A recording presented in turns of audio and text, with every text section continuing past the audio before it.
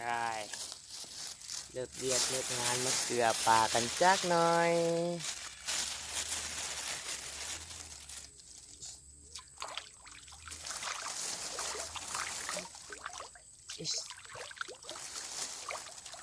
โอ้ผมใหญ่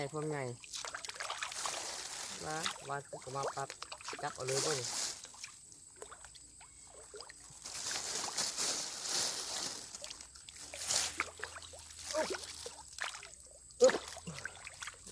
จับงาน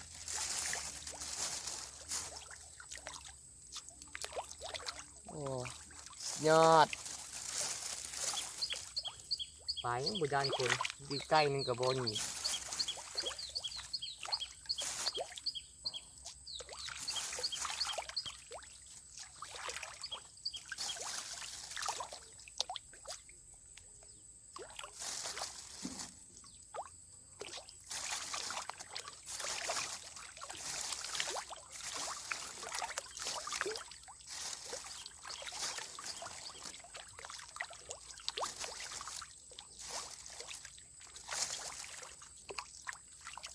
พอละ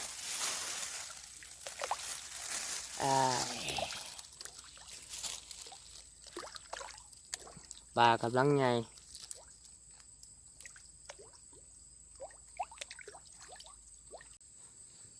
ใส่เบิ่งใกล้ๆไป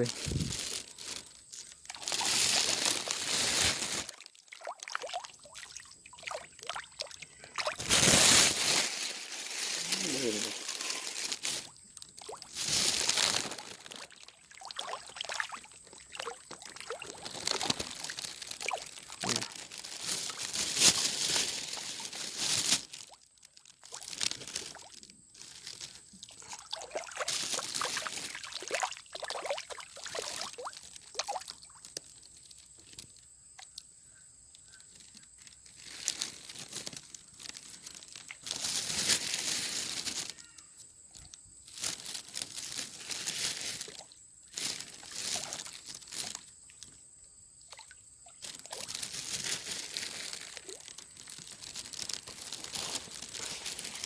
ลองเกือบฟังดีเบิ่งดู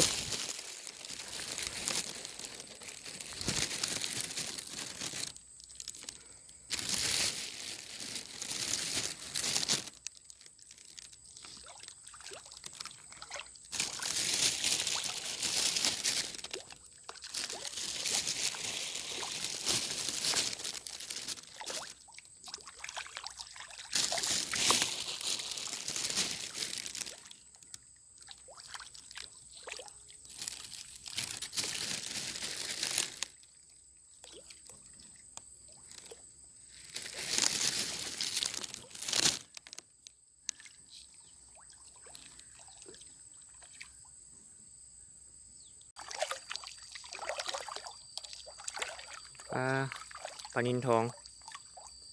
ใช่ละ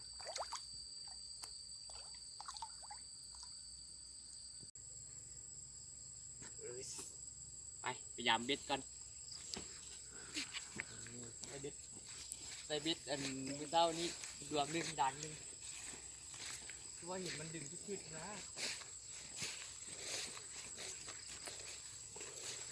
โอ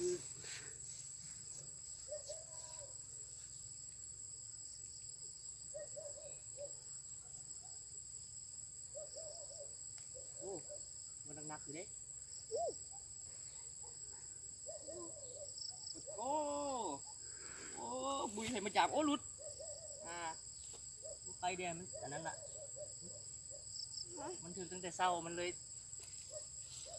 ตายก่อนแต่ยังบนเอาบุหมิ่นเอาไปให้กินมื้อนี้ได้กินแรงตัวหนึ่งตัวใหญ่